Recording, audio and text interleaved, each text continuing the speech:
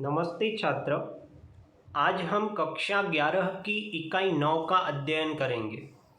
इकाई का नाम है चंपा काले काले अक्षर नहीं चिन्हती। अक्षर शब्द का अर्थ होता है अक्षर, चिन्हती यानी पहचानती। इस काव्य में चंपा नामक एक लड़की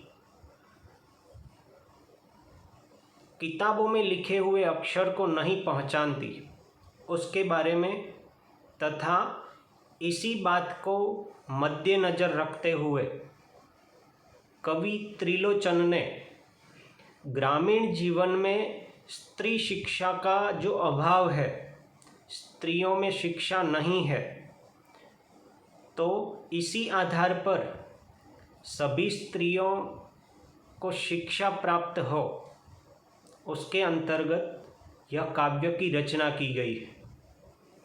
काव्य के रचयिता त्रिलोचन का जन्म सन 1917 को उत्तर प्रदेश के सुल्तानपुर जिला के चिरानीपट्टी के कटघरा गांव में हुआ था। उनका मूल नाम वासुदेव सिंह था। उन्होंने काशी विश्वविद्यालय से अंग्रेजी में MA की एवं लाहौर से संस्कृत की डिग्री प्राप्त की थी। MA का पूरा नाम है मास्टर ऑफ आर्ट्स, जिसे अनुस्नातक भी कहा जाता है। गुलाब और बुलबुल उस जनपद का कवि हूँ, ताप के ताए हुए दिन आदि उनके चर्चित कविता संग्रह। वासुदेव सिंह यानी त्रिलोचन का निधन सन 2007 को हुआ था। चंपा काले काले अक्षर नहीं चिन्हती, इस काव्य में कवि त्रिलोचन ने ग्रामीण जगत में नारी शिक्षा को आगे बढ़ाने का प्रयत्न किया। नारियों का शिक्षण प्राचीन समय से आज धीरे धीरे बढ़ रहा है। प्राचीन समय की जो समस्याएं थी, हम मानते हैं कि नारियों को शिक्षा से वंचित रखा जाता था, परंतु आज का समय नारी को पुरुष के समान बताने का चल रहा है और आज प्रत्येक नारी पुरुष के समकक्ष बन गई है। जितना अधिकार पुरुष का होता है, उतना ही अधिकार स्त्री का भी माना जाता है। परंतु आज के इस राष्ट्र की प्रगति में, परिवार की प्रगति में, समाज की प्रगति में नारी शिक्षा प्राप्त करे तो वे अच्छी तरह से अपना परिवार चला सकती है। इसी प्रकार समाज और राष्ट्र की प्रगति का आधार भी वहाँ पर छिपा हुआ है। इस काव्य का अध्ययन करें उससे पहले मैं आपको कुछ नारियों की बातें बताना चाहता हूँ।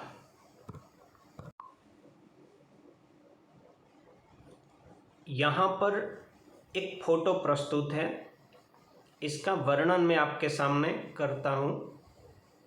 सबसे कम उम्र में नोबेल शांति पुरस्कार जीतने वाली यह यूसुफ मलाला अब 20 साल की हो गई। मलाला का जन्म 12 जुलाई 1997 को पाकिस्तान के स्वात में जिले में हुआ था। 9 अक्टूबर 2012 की दोपहर को मलाला को तालिबान के एक बंदूकधारी ने सिर में गोली मारी थी।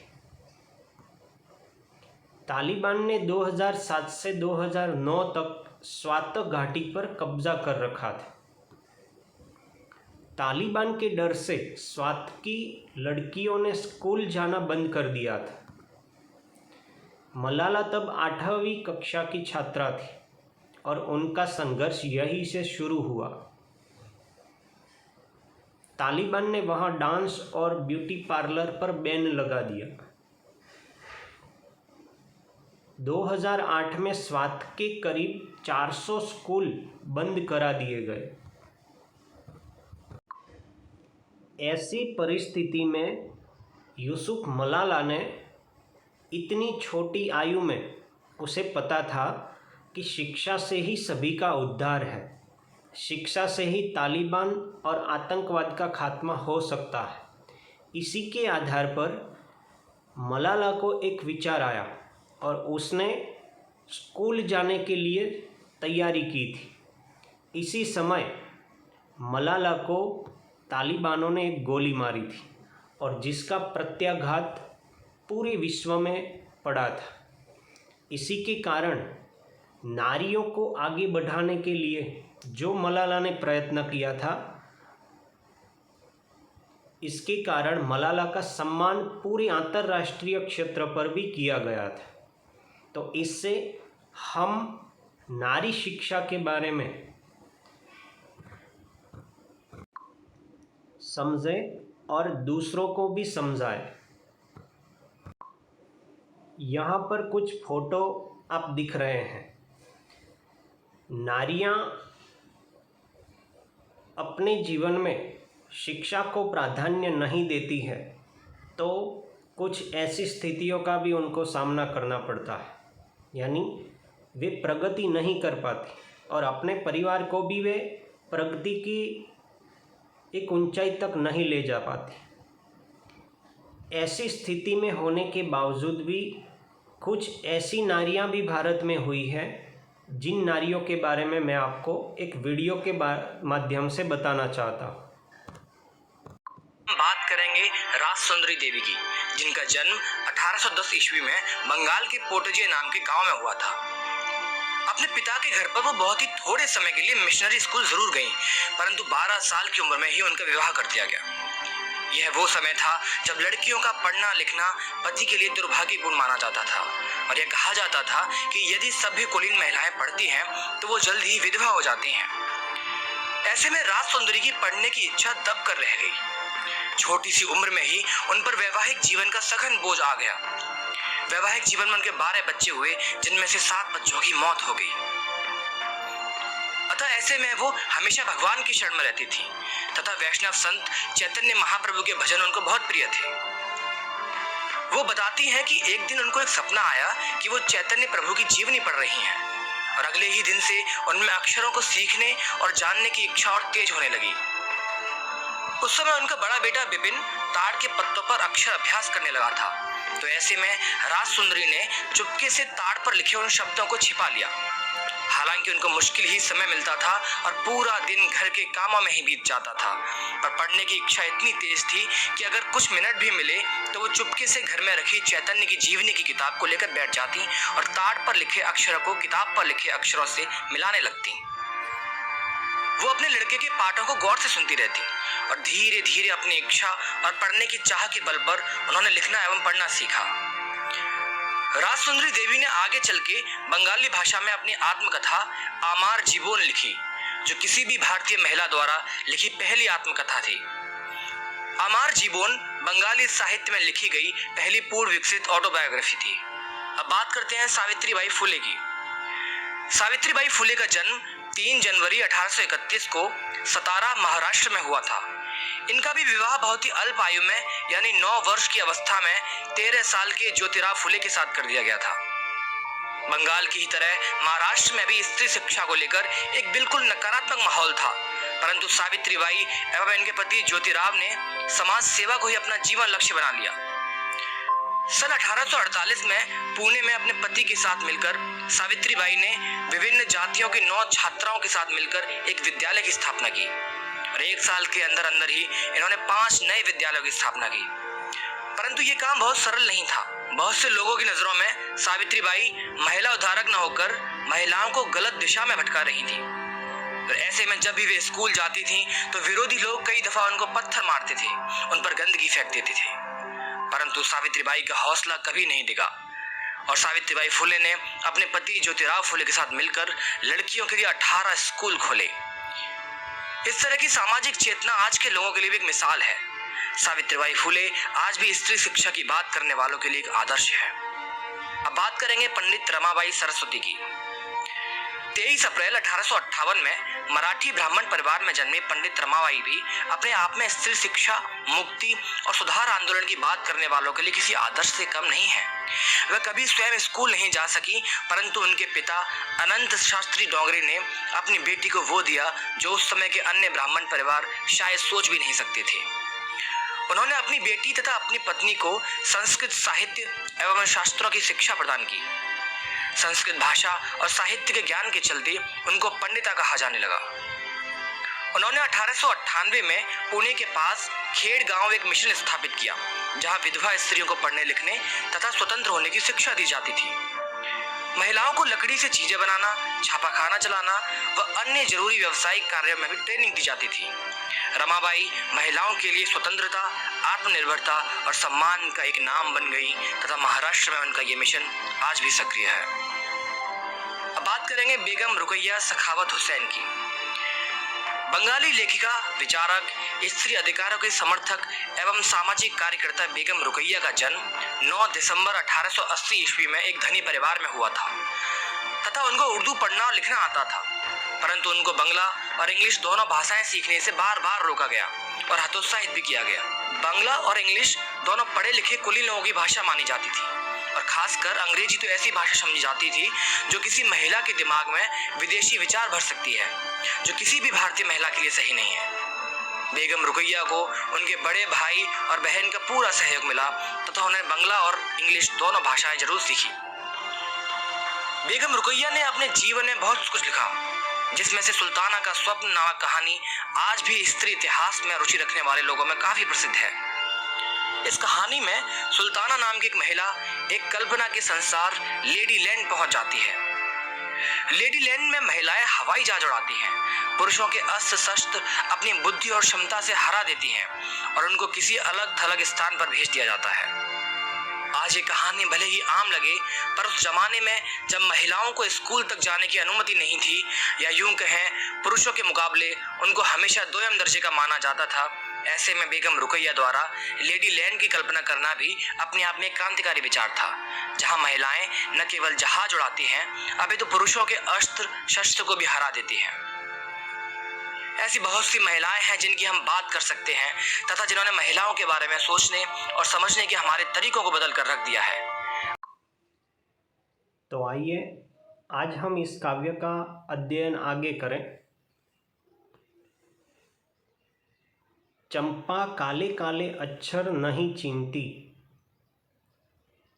कवि और चंपा के बीच का जो संवाद इस काव्य में वर्णित है उसका वर्णन यहाँ पर है।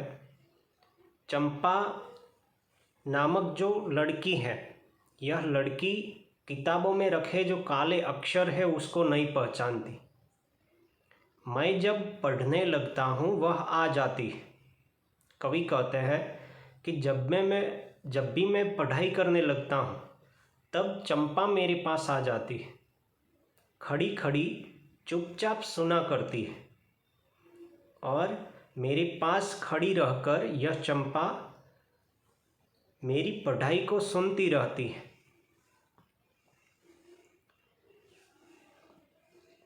उसे बड़ा अचरज होता है। किताबों में लिखे काले अक्षर कवि पढ़ते रहते हैं, इसे सुनकर चंपा को बड़ा आश्चर्य होता है। इन काले चिन्हों से कैसे ये सब स्वर निकला करते हैं। चंपा को आश्चर्य होता है कि ऐसे काले चिन्हों से ऐसे स्वर यानी ऐसी आवाज़ कैसे निकलती है। हम सभी तो पढ़े लिखे हैं, परंतु जो अनपढ़ है, जिनको अक्षर ज्ञान नहीं है, ऐसे लोगों को बड़ा आश्चर्य होता है। ये सहज बात है। यह चंपा सुंदर की लड़की है। सुंदर नामक एक व्यक्ति है और यह सुंदर चंपा के पिता है। यह सुंदर एक ग्वाला है जो गाय भैंसे रखता है। चंपा चौपायों को लेकर चरवाही करने जाती है। चौपाया यानी 4 पैर वाले पशुओं। चंपा खुद भी अपने इन पशुओं को लेकर उनको चरवाने के लिए जाती है। चंपा अच्छी है, चंचल है, नटखट भी है। कवि ने चंपा का वर्णन किया है, उसमें चंपा एक भोली है, अच्छी है, चंचल यानी अस्थिर है। एक बार थोड़ी देर ध्यान रखने के बाद वे बेध्यान बन जाती और अपनी मस्ती में रहती है। ऐसी चंपा है। नटखट भी है, हंसती है, सभी बातों में दूसरों को कुछ ना कुछ प्रश्न बताती है, बोलती रहती है। कभी कभी उद्यम करती है। उद्यम यानी शोर बकोर, बखेड़ा खड़ा करना यानी धमाल करती है। कभी कभी वह कलम छिपा देती है। कवि कहते हैं कि मेरी कलम जो टेबल के पर में रखता था, ऐसी कलम भी वह कभी कभी छिपा देती है। और जैसे तैसे उसे ढूंढकर जब लाता हूँ, पाता हूँ अब कागज़ गायब। कवि जैसे ही अपनी कलम यानी पेन को ढूंढकर लाते हैं और ढूंढकर लाने के बाद वे फिर देखते हैं तो उनका कागज़ भी चंपा गायब कर देती है। तभी कवि कहते हैं कि परेशान फिर हो जाता हूँ। तो चंपा से मैं इस तरह हैरान हो जाता हूँ। चंपा ऐसी लड़की। चंपा कहती है, तुम कागज ही गोदा करते हो दिन भर। चंपा कवि से कहती है कि आप पूरे दिन भर कागज में कुछ ना कुछ लिखा ही करते हो। गोदा करना यानी लिखा करना। क्या यह काम बहुत अच्छा है? चंपा कवि से जब ऐसी बातें करती है कि आप कुछ न कुछ दिन भर लिखते रहते हो, क्या यह एक बहुत अच्छा काम है? तो यह सुनकर मैं हंस देता हूँ। कवि ऐसी बातों को सुनकर हंसते हैं, क्योंकि कवि को पता है कि चंपा शिक्षा के बारे में कुछ नहीं जानती। चंपा को ये पता नहीं है कि शिक्षा से ही सभी लोगों की प्रगति हो सकती है। इसी प्रकार कवि हंसते हैं और चंपा वहाँ से चली जाती है। उस दिन चंपा आई। मैंने कहा कि चंपा तुम भी पढ़ो, हारे गाढ़े काम सरेगा। कवि चंपा से कहते हैं कि हे चंपा, तुम भी पढ़ाई करो, पढ़ लिख कर होशियार बनो, क्योंकि तुम जो पढ़ोगी तो ये समय आने पर तेरे काम आएगा। कवि आगे कहते हैं कि गांधी बाबा की इच्छा है सब जन पढ़ना लिखना सीखें। गांधी जी भी कहते थे कि सभी लोगों को, सभी जनों को पढ़ाई करनी चाहिए और पढ़ाई तथा लिखना भी सीखना चाहिए। चंपा ने यह कहा कि मैं तो नहीं पढ़ूंगी। कवि की ऐसी बातों को लेकर भी चंपा सहजता से, उसी नटखट स्वभाव के कारण, शिक्षा क्या है उसकी जानकारी के बिना चंपा सीधा ही बोल देती है कि मैं तो नहीं पढ़ूंगी।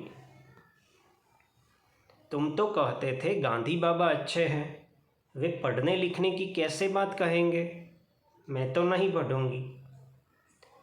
चंपा कवि से कहने लगी कि आप कहते हो कि गांधी जी ऐसा कहते थे कि पढ़ाई लिखाई करें, तो गांधी बाबा अच्छे थे ऐसा आप बोल रहे थे।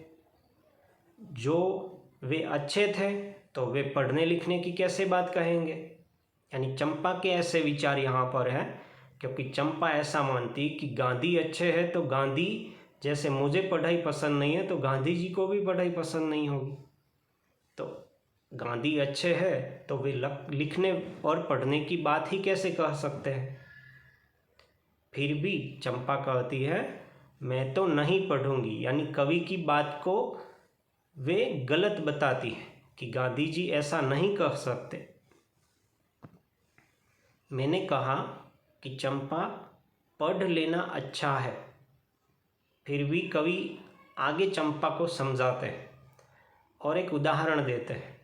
वे कहते हैं ब्याह तुम्हारा होगा तुम गौने जाओगी। कवि बताते हैं कि चंपा, तू बड़ी होगी तो तेरे ब्याह होंगे, विवाह होंगे और तेरी विदाई होगी, गौने जाओगी। तुम यहाँ से अपने ससुराल जाओगी। कुछ दिन बालम संग साथ रह चला जाएगा जब कलकत्ता। कुछ दिन तेरे बालम, तेरे पति तेरे साथ रहेंगे और फिर वे कोलकाता कमाने के लिए चले जाएंगे। बड़ी दूर है वह कलकत्ता और यह कलकत्ता यहाँ से बहुत दूर है। वे कमाने के लिए जाएंगे तो कैसे उसे तुम संदेशा दोगी? उनको कुछ समाचार भिजवाना हो तो तुम कैसे दोगी? तुम पढ़ोगी लिखोगी तो ही कुछ अपने आप लिखकर तुम उनको संदेशा भिजवा सकती हो। कैसे उसकी पत्र पढ़ोगी? तेरे पति के पत्र भी तेरे पास आएंगे तो तुम कैसे उसे पढ़ोगी? चंपा, पढ़ लेना अच्छा है। फिर भी कवि ने चंपा को बताया कि पढ़ लेना अच्छा है, पढ़ाई करनी चाहिए। तभी चंपा फिर से बोलती है, तुम कितने झूठे हो। देखा, हाय राम, तुम पढ़ लिख कर इतने झूठे हो। चंपा फिर से कवि को बताती है कि आप तो झूठ बोल रहे हो और आप पढ़ लिख कर इतना झूठ बोलते हो। मैं तो ब्याह कभी ना करूँगी। कवि ने कहा था कि तुम ब्याह करोगी, पति के साथ जाओगी, पति कोलकाता चले जाएंगे और उनको कुछ संदेशा भेजना हो और वे तुम्हें कुछ संदेशा भेजेंगे तो कैसे पढ़ोगी लिखोगी? तो चंपा कवि की बात को इसी प्रकार नकार देती है और कहती है कि मैं तो ब्याह कभी न करूँगी, मैं कभी विवाह नहीं करूँगी, लग्न नहीं करूँगी और कहीं जो ब्याह हो गया तो मैं अपने बालम को संग साथ रखूँगी। कलकत्ता में कभी न जाने दूँगी, कलकत्ते पर बजर गिरे। चंपा कवि से कहती है कि मैं मेरे पति को मेरे साथ ही रहूँगी, मैं उनको कलकत्ता कमाने के लिए नहीं जाने दूँगी। और कलकत्ते पर वज्र गिरे, यानी इंद्र का हड्डियों से बना हुआ एक वज्र, यानी कलकत्ता के ऊपर हड्डियां गिरे, ऐसी बात चंपा कहती है। चंपा इस काव्य में शिक्षा के बारे में उसे कुछ पता नहीं है। चंपा पढ़ाई के बारे में कवि द्वारा कही गई बातें उनको नकार देती है, गंभीरता से नहीं लेती है। इस काव्य का वर्णन यहाँ पर बताया गया है।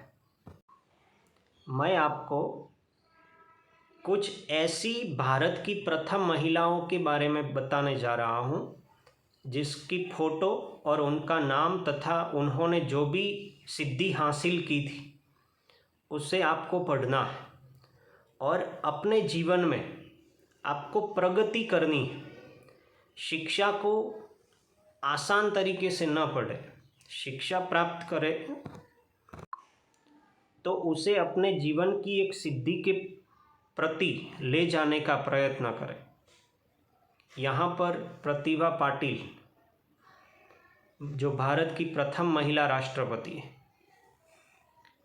फिर इंदिरा गांधी, यहाँ पर मैं आपको जो तस्वीरें दिखाता हूँ उनको आपको पढ़ना है और अपने जीवन में इस काव्य के आधार पर पढ़ाई करके आगे बढ़ने का तथा अपनी आने वाली पीढ़ी को कुछ नया ज्ञान हम बटोर सकें, हम दे सकें, ऐसा प्रयत्न हमें करना है।